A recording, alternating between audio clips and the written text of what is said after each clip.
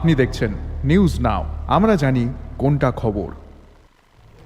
বাঙালির শ্রেষ্ঠ উৎসব দুর্গাপূজার প্রাক্কালে বাংলাদেশ সীমান্তে বড় সড় ঘটনা। শনিবার বিএসএফ এর গুলিতে আহত হয় পাচারকারী। ঘটনা বক্সনগরের পুটিয়া সীমান্তে। আহত পাচারকারীর নাম কবির হোসেন। আহত অবস্থায় পাচারকারীকে নিয়ে আসা হয় বিশালগড় মহকুমা হাসপাতালে। সেখান থেকে রেফার করে নিয়ে আসা হয় জিবিবি হাসপাতালে।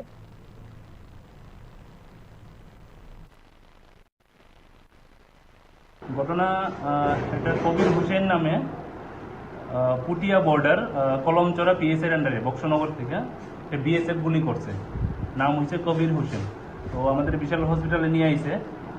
তো আমরা দেখছি মোটামুটি স্টেবলই আছে। তো আমরা সঙ্গে সঙ্গে বিপি মেজার করলাম, সব কিছু দেখলাম, পেশেন্ট স্টেবল, বাট আমরা স্যালাইন দিয়া বা প্রাইমারি যে ট্রিটমেন্ট দিয়েছে আমরা এজিএমসি হসপিটালে রেফার করে দিই। স্যার গুলিটা কোন জায়গায় লেগেছে? অ্যাবডোমেনে। এখন পেশেন্ট কিরকম আছে? এখন পেশেন্ট মোটামুটি স্টেবলই। আমরা পালস রেট এরপরে বিপির মেজার করলাম, সবই মোটামুটি ঠিক আছে। হ্যাঁ, গুলি একটা আছে। তো আমাদের এখানে তো দুইটা আছে। আমরা এটা সার্জারি ডিপার্টমেন্ট এজিএমসিতে পাঠাই দেওয়া হয়েছে।